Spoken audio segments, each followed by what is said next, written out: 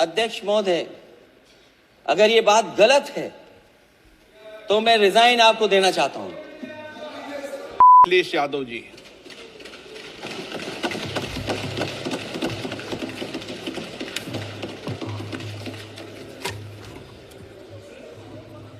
अध्यक्ष महोदय, मैं आपका धन्यवाद देता हूं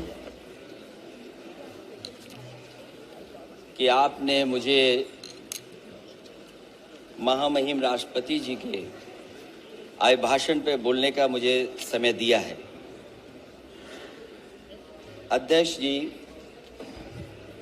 मैं सबसे पहले आपका अभिनंदन एवं अभिवादन करते हुए आग्रह करना चाहूँगा कि मुझे बोलने के लिए जो समय दिया है, मैं उसमें से 2 मिनट का समय महाकुंभ हादसे का शिकार लोगों की आत्मा की शांति के लिए खड़े होकर के मौन रखना चाहूँगा।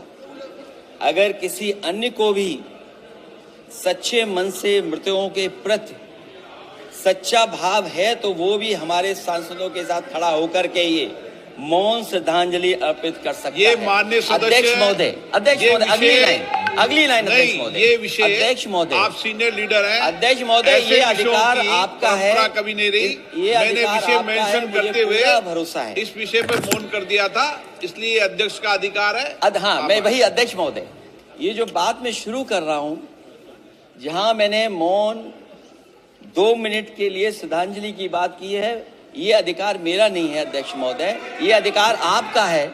मुझे पूरा भरोसा है आप पर कि जब अभिभाषण की चर्चा खत्म हो रही होगी उस समय 2 मिनट का मौन श्रद्धांजलि जरूर दी जाए जो श्रद्धालुओं की जान गई है।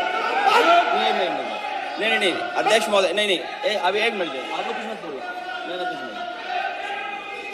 अध्यक्ष महोदय,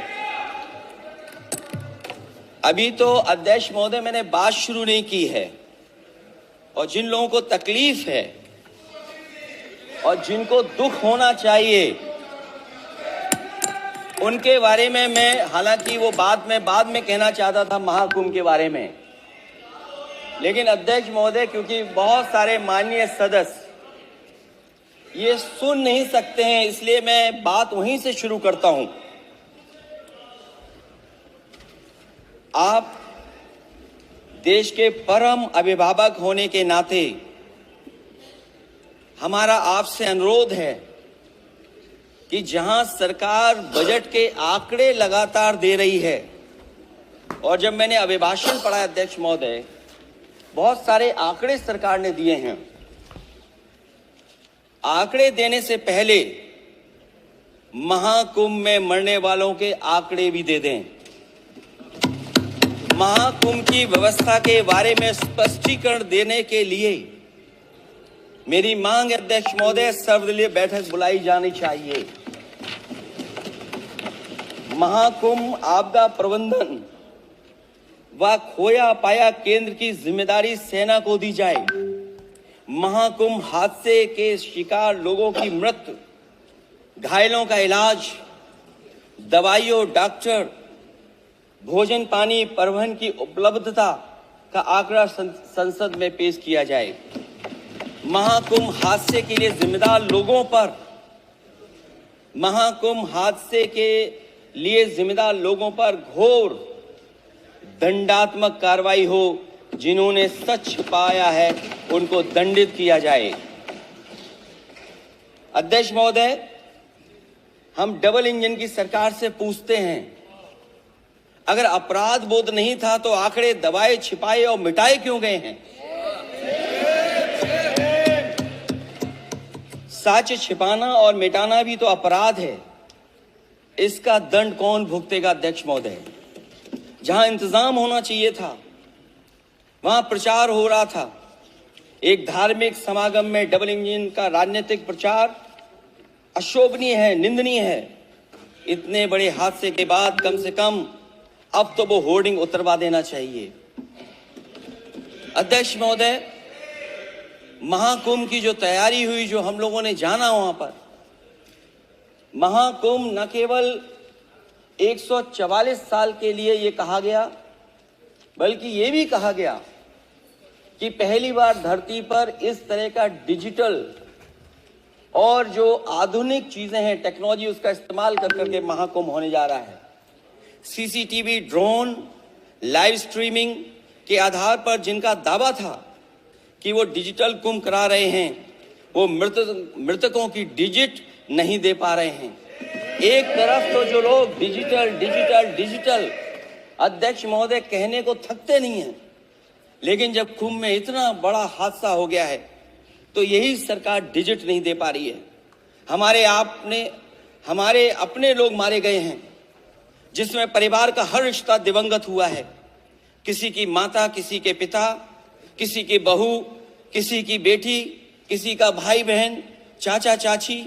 बच्चों के आंकड़े तो अभी तक नदारद हैं। खोया पाया केंद्र ही लोगों को तो नहीं मिल रहा है। जो खोया पाया केंद्र था उसको भी लोग पा नहीं पा रहे, ढूंढ नहीं पा रहे। अध्यक्ष महोदय, कुंभ कोई पहली बार नहीं हो रहा है। कुंभ का आयोजन सदियों से होता आया है।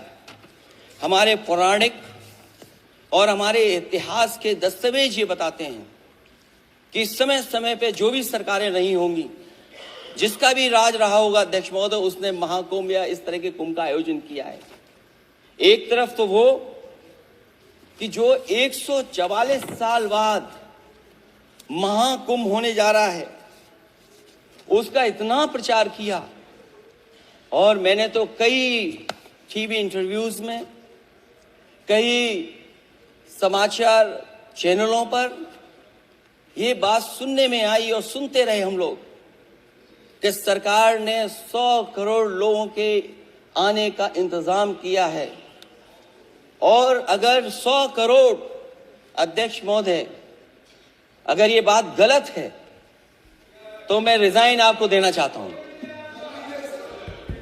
अगर अध्यक्ष महोदय, ये माननीय सदस्य लोग अगर ये नहीं सुन पा रहे हैं तो मैं इनको एक एक को, आप नहीं गए स्नान करने, आप स्नान करने नहीं गए, इसीलिए इस तरह की भाषा का इस्तेमाल कर रहे हैं। अध्यक्ष महोदय, ये कहा गया कि 144 वर्ष के बाद ये हो रहा है। जहां तक मेरी समझ और जानकारी कहती है, जो एस्ट्रोनॉमी और चीजों को समझते होंगे वो ये स्वीकार करते होंगे जो भी कुंभ होता होगा वो 144 वर्ष के बाद ही होता होगा। लेकिन ये कहा गया कि नक्षत्र ऐसे हैं। तो मैं अध्यक्ष महोदय सरकार से कहना चाहता हूं कि सतयुग से लेकर के कलयुग तक ये सनातन परंपरा रही है कि संत, महात्मा, साधु समाज मुहूर्त के हिसाब से शाही स्नान करते हैं। उसमें नक्षत्रों के हिसाब से जो सहयोग बनता है वही शाही स्नान का मुहूर्त होता है। लेकिन भाजपा के राज में ये सनातन परंपरा टूट गई। पहले सरकार ने संत समाज को शाही स्नान रद्द करने का आदेश दिया, जिससे अनादिकाल की सनातन परंपरा टूटी। और फिर जब देश भर में ये बात उठी तो उन्होंने हादसे को छिपाकर फिर से आदेश दिया कि अखाड़े शाही स्नान करने जाएं। इससे सरकार ने पावन मुहूर्त के स्थान पर अपने मनमाने समय पर स्नान कराने का आदेश दिया। बात उस दिन या तिथि की नहीं होती है, बल्कि निश्चित मुहूर्त काल की होती है। ये सनातन परंपरा तोड़कर इन लोगों ने अच्छा नहीं किया। और ये क्या परंपरा टूटी है कि नहीं टूटी है, मैं समझता हूं अध्यक्ष महोदय मुझसे बेहतर सामने वाले ज्यादा जानते होंगे इसके बारे में। और जो लोग, अध्यक्ष महोदय, जो हम लोगों ने देखा वहां पर लोग पुण्य कमाने आए थे और अपनों के शव लेकर के गए हैं। चमत्कारी करिश्मा तो ये हुआ है, श्रद्धालुओं के शव मिल गए थे, पर सरकार स्नान करने वाले मरने वालों की बात स्वीकार नहीं कर रही थी। और इससे ऊपर ये बात जो वहां पर और हुई, अध्यक्ष महोदय, जब ये जानकारी हो गई कि कुछ लोगों की जान चली गई, लाशें हैं जो मोर्चरी में पड़ी हैं, अस्पताल में पड़ी हैं, उसके बाद सोचिए सरकार क्या कर रही है। अपने सरकारी हेलीकॉप्टर में फूल भर करके फूलों को डालने का काम किया। सोचिए ये हमारी कहां की सनातनी परंपरा है। मैं जानना चाहूंगा सदन के माध्यम से हमारे माननीय सदस्य बताएं कि जहां लाशें पड़ी रही हों, न जाने कितनी चप्पलें पड़ी थीं, न जाने कितनी चप्पलें पड़ी थीं, न जाने कितने कपड़े पड़े थे, महिलाओं की साड़ियां थी, कपड़े थे, लेकिन उनको कैसे उठाया गया? उन सबको उठाया गया जेसीबी मशीन से, ट्रैक्टर की ट्रॉली से। उनसे उठा करके कहां फेंका कोई नहीं जानता, लेकिन जब उनको लगा कि वहां से बदबू आ रही है तो यही सरकार के लोग छिपाने लगे हैं। यही आपका महाकुंभ का आयोजन था। और हर बात को छिपाने के लिए न केवल ये लोग मीडिया का सहारा ले रहे हैं, मीडिया का सहारा लेते लेते सुनने में आया है कुछ दबाव और कुछ स्वीटनर भी दिए जा रहे हैं जिससे उनकी खबरें बाहर ना आ जाएं। और अगर अध्यक्ष मोदी ये बात सब गलत है मेरी, अगर ये बात सब गलत मैं कह रहा हूं, तो अभी तो नेता सदन को अभी भाषण देना है। और मैं ये बात और कहना चाहता हूं, आप अपने तरफ से जानकारी कर लीजिएगा। हमारे उत्तर प्रदेश के मुख्यमंत्री जी ने शोक नहीं प्रकट किया था। जब देश की राष्ट्रपति और प्रधानमंत्री जी ने शोक प्रकट किया, उसके बाद 17 घंटे बाद सरकार ने स्वीकार किया। अध्यक्ष मोदी ये वो लोग हैं जो आज भी कोई सच्चाई स्वीकार नहीं कर सकते। इनका रास्ता क्या है मैं नहीं जानता हूं, कहां ले जाना चाहते हैं।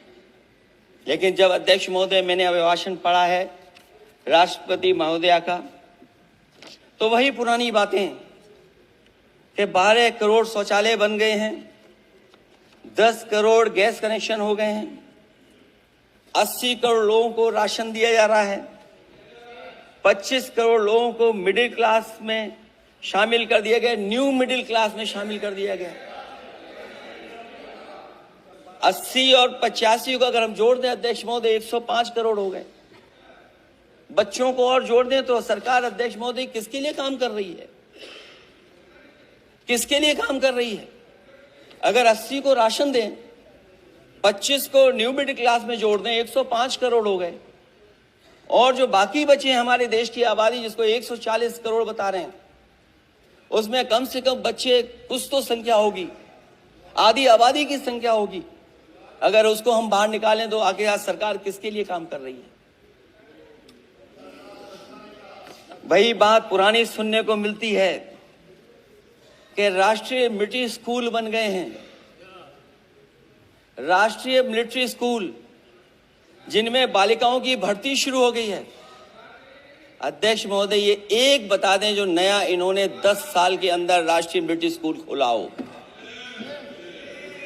और कंफ्यूज मत होना, राष्ट्रीय मिलिट्री स्कूल कौन से होते हैं, सैनिक स्कूल कौन से होते हैं, ये कंफ्यूज मत होना। 10 साल में सोचिए अध्यक्ष महोदय, एक भी नया राष्ट्रीय मिलिट्री स्कूल नहीं खोला है।